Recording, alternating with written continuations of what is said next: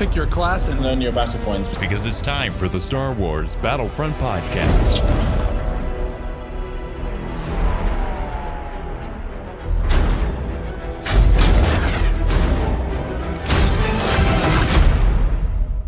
Welcome to episode 159 of the Star Wars Battlefront Podcast.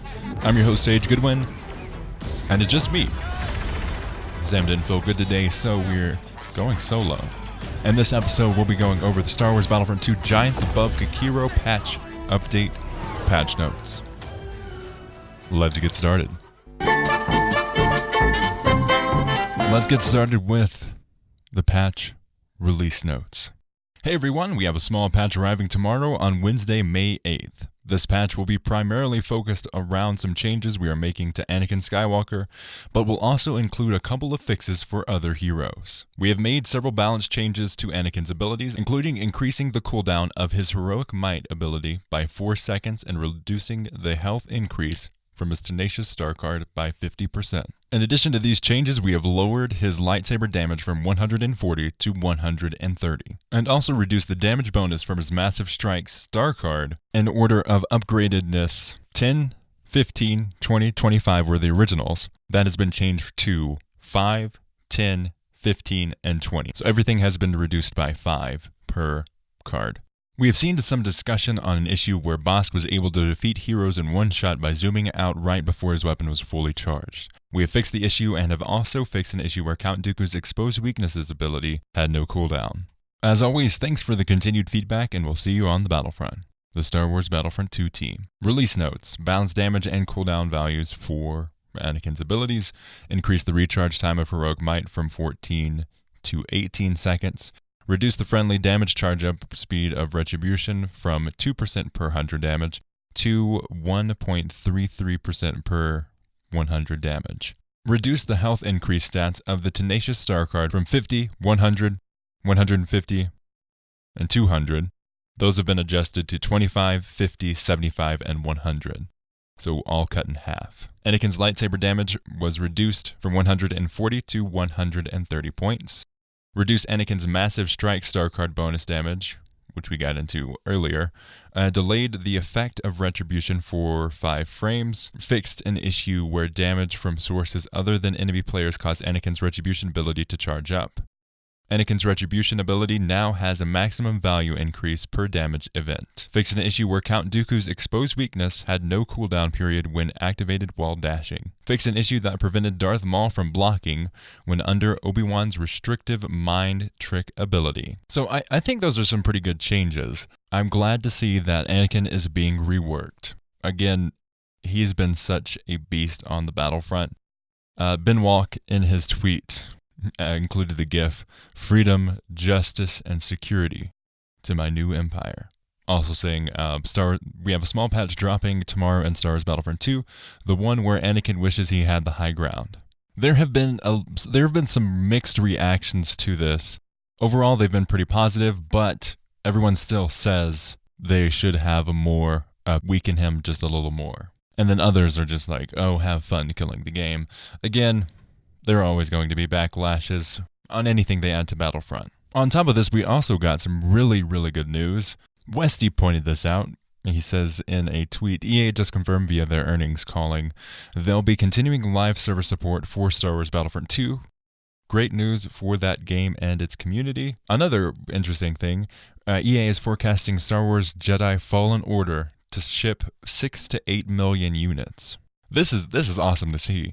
We are not sure if this is in relation to what they've already confirmed through the roadmap, or if it will continue later on after what we've got past July.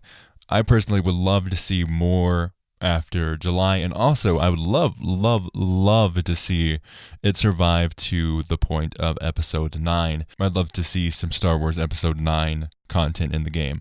I think it would be awesome to show that the game is still supported and to bring in new players who have abandoned the game since it last came out around the time of The Last Jedi. So bringing in those movie fans who have a passing interest in the video games, I think that would be awesome.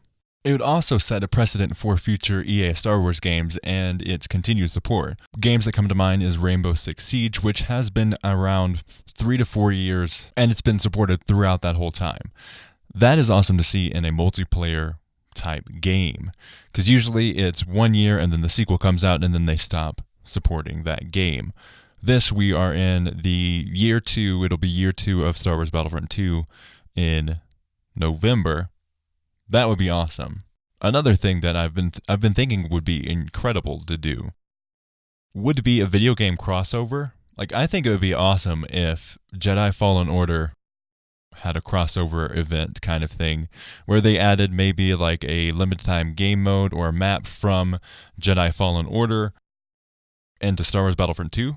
I think that would be awesome. Again, a little rough feasibly, because Jedi Fallen Order is developed in Unreal Engine while Battlefront 2 is developed in the Frostbite engine. Two completely different things, but I think it would be awesome if they could get it to work, to have something that revolves around the launch of Jedi Fallen Order. I think that would be awesome. Or some limited time events, if it makes it that far, that also promotes Jedi Fallen Order. Maybe if you play Jedi Fallen Order, you get some bonuses in Battlefront 2, or vice versa. You play a specific game mode in Battlefront 2, and then you get a reward in Jedi Fallen Order from that. I think that'd be pretty sweet. EA has this awesome opportunity where they can do things like that.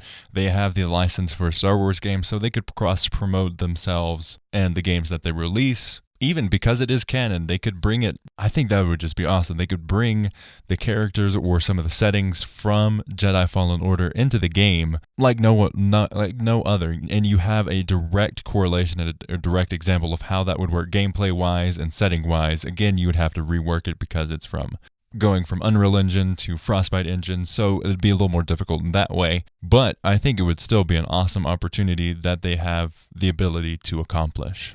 I feel like I say this every week, but game development is something that is quite unique in terms of entertainment. You can release this thing and it will change as it evolves. It will evolve as time goes on. While when you do a film, usually you release it and it's there. Again, we've got examples like in Star Wars where Lucas goes back and changes things and adds things. But normally in film and in books and in all of that kind of stuff, it is a very concrete and rigid medium.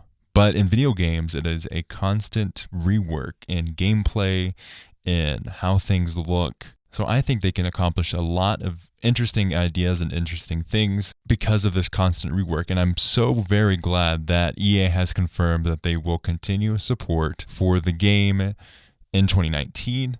Hopefully it's not just in reference to what we've already got confirmed, which is up till July, but that we will have a continued support throughout and closer to the release of Star Wars Episode 9, The Rise of Skywalker. But I think that's about it for this episode of the Star Wars Battlefront podcast. This is a much quicker episode. Sam wasn't feeling good, but I wanted to get the podcast out in a timely fashion, trying to get back onto a stricter schedule. Thank you so much for listening. I've been your host, Sage Goodwin. You can follow us on Twitter at SWB Podcast, twitter.com/SWB Podcast. You can support us on Patreon, patreon.com/Battlefront Podcast, or on PayPal, paypal.me/TieDyeSheep, TYEDYESHEEP. Our YouTube channel is youtube.com/The Star Wars Battlefront Podcast, and our email is battlefrontpodcast@gmail.com. If you'd like to support us completely free, you can leave us a review on iTunes. That is greatly appreciated. It helps us out a ton. It helps other listeners realize that people enjoy the show. It helps us to get your feedback. Again, if you have feedback for us, you can send it on a review or on Twitter or on our email. We're always open to great ideas from you, our listeners. Speaking of listening, you can listen to the show on iTunes, SoundCloud, Stitcher, Google Play, or wherever you find podcasts. As always, thanks for listening, and may the Force be with you.